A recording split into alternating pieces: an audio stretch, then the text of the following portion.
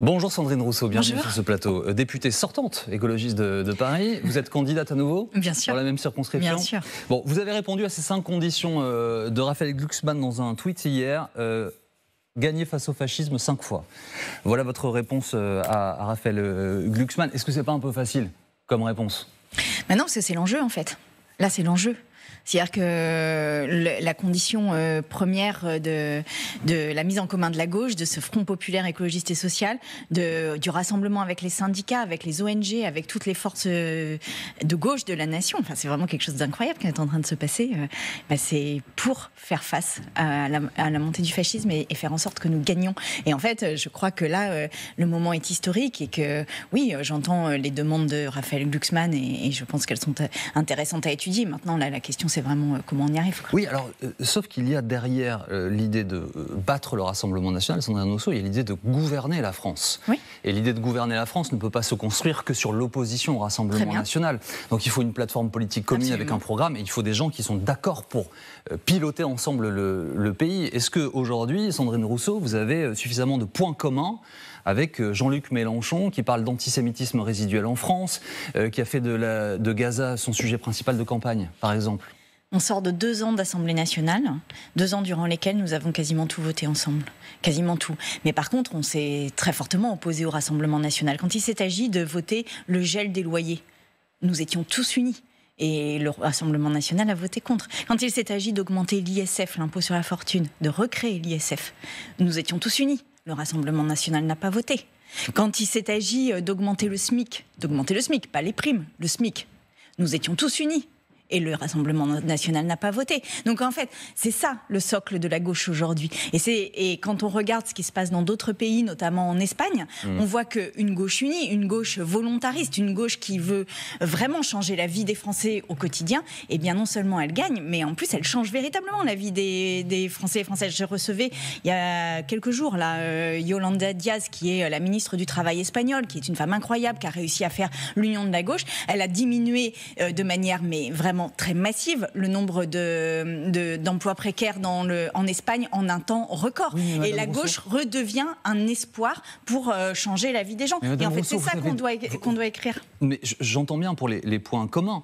Il faut aussi regarder les divergences. C'est pas pour appuyer dessus, c'est pour essayer de comprendre quel peut être le projet politique de cette gauche unie, si elle gouverne, si elle est à Matignon, si elle a tous les ministères. Que direz-vous à Bruxelles ? Direz-vous la même chose que la France insoumise? Mais évidemment qu'on dira. Mais à Bruxelles. Que direz-vous sur le nucléaire? Est-ce que vous gérerez le nucléaire de la même façon que tous vos partenaires de gauche? Mais on a eu une loi sur le nucléaire. On a eu une loi sur le nucléaire à l'Assemblée nationale. Et par exemple, nous étions mais vraiment extrêmement forts, y compris dans nos prises de parole, et soudés sur la sûreté nucléaire. Voilà, donc en fait, oui, on n'a pas le même rythme d'accélération du nucléaire ou de retrait. Mais par contre, on a cette sûreté du nucléaire en premier. Et on l'a défendu bec et ongle. Aujourd'hui, la question du nucléaire, elle se tient dans comment on assure en fait la sécurité des personnes et des centrales. Et bien voilà, là-dessus, nous sommes d'accord. Et si on va à l'international et si on parle de l'Europe, on est d'accord sur le fait de faire un salaire minimum européen. On s'est battus ensemble et il y a des députés européens de chez nous qui se sont battus avec les députés LFI, avec les députés PS pour le faire. Quand on parle de, je ne sais pas moi, par exemple, l'Uber, de l'Ukraine et de la Russie, l'ubérisation, je viens de l'Ukraine juste après, quand on parle de l'ubérisation, ouais. Eh bien, on s'est battus ensemble et on a gagné au niveau européen. Quand on parle de l'Ukraine, tout le monde est d'accord pour soutenir l'Ukraine. Après, c'est l'ampleur du soutien qui n'est pas mais tout pareil. Ça est très important, Madame Rousseau. On ne peut pas juste dire c'est l'ampleur. L'ampleur, c'est envoyer des mirages aux Ukrainiens ou leur envoyer des casques et des gilets pare-balles. L'ampleur, elle est colossalement différente. Oui, et je voudrais que l'Ukraine soit dans les objets de discussion du programme. Et là, on est en train de travailler là-dessus, donc on va trouver un accord là-dessus. Maintenant, je vais vous dire... dans le gouvernement même de Gabriel Attal, tout le monde n'était pas d'accord. Moi, je me souviens de la loi sur l'immigration. Il y en a qui voulaient démissionner, il y en a qui voulaient la voter. Enfin, je veux dire, évidemment que dans les formations politiques, il n'y a jamais des accords à 100% sur tout. Et sinon, et je vais vous dire, en fait, on serait déjà dans le même parti. Donc oui, là, il s'est passé quelque chose d'historique et on peut toujours minimiser ce qui s'est passé. On peut toujours appuyer sur ce qui ne va pas. Là, on vient de passer une campagne européenne qui a été difficile pour la gauche. En 24 heures, en 48 heures, on arrive à faire cet accord. Mais bon sang, on est en train de créer l'espoir dans ce pays. Donc oui, moi je veux que nous créions l'espoir, je veux que nous créions la différence, je veux que nous gagnions le pouvoir et je veux que nous changions la vie des gens et que nous changions notre trajectoire sur l'écologie. Qui va l'incarner? Eh bien, ça fait partie des discussions et il y a eu une proposition qui est Laurent Berger, il y a François Ruffin qui aussi est une proposition. Les filles du mouvement Laurent Berger, par exemple. Oui, peut-être qu'ils diront oui à François Ruffin. Est-ce que ça peut être Jean-Luc Mélenchon? Alors, je pense qu'aujourd'hui, la question sur Jean-Luc Mélenchon n'est pas consensuelle au sein de cet accord. Eh bien, on va trouver une personne qui est consensuelle. Voilà. Et moi, je veux qu'on trouve une personne consensuelle, qu'on y aille et qu'on y aille franchement. Et quelle que soit la personne consensuelle, je me mettrai derrière. Quelle que soit la personne consensuelle. Mais est-ce que vous êtes pour que Jean-Luc Mélenchon incarne cela? Il n'est pas consensuel aujourd'hui. Voilà. Donc, moi, c'est pas moi. C'est le PS qui dit c'est pas possible si c'est Jean-Luc Mélenchon. Eh bien, entendons ça et mettons-nous d'accord sur une candidature. Est-ce que vous sachant ce que vous incarnez, les combats que vous menez personnellement, est-ce que vous êtes OK pour appartenir à un groupe qui investit Adrien Quatennens, par exemple?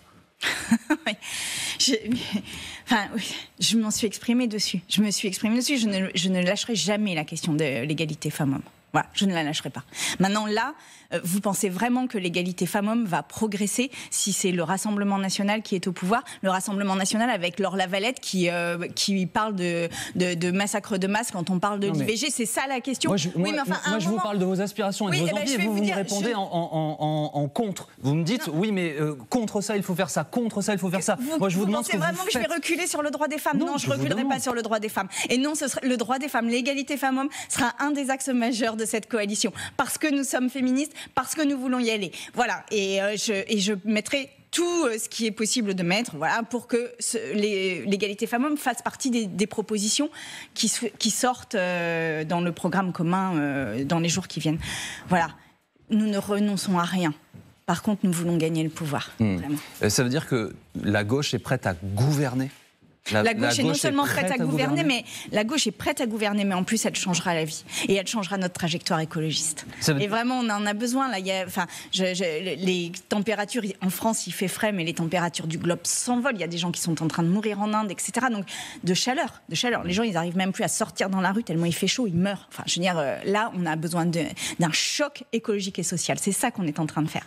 Et vraiment, c'est une autre perspective. Plutôt que le repli sur soi, plutôt que la peur. Oui, nous allons changer vos conditions de vie. Oui, nous allons prendre soin de vous. Oui, nous allons augmenter vos salaires. Oui, nous allons faire payer les riches. Oui, nous allons recréer une société qui soit sur un fondement égalitaire, sur une redistribution. Nous allons renforcer les services publics dans les territoires les plus reculés. Oui, nous allons lancer un très grand programme de soutien à l'hôpital. Oui, c'est ça la gauche en fait. C'est ça la gauche écologiste. Mais bon sang, vivement, quoi. C'est quoi la première chose à faire selon vous ? Une fois que la gauche gagne, si elle gagne, vous faites par exemple, on augmente le SMIC. Par exemple, c'est la première mesure que l'on doit prendre parce qu'il y a des gens qui sont payés au SMIC aujourd'hui qui n'arrivent plus du tout à vivre, particulièrement quand ce sont des emplois à temps partiel subis et nous en avons bien trop. Juste une dernière question personnelle, je sais que vous n'aimez pas spécialement ça, mais est-ce que vous êtes prête, vous, à prendre un poste dans un gouvernement de gauche ? Moi, je suis prête à tout du moment qu'on gagne. Merci beaucoup Sandra Nosso d'avoir été avec nous. Merci.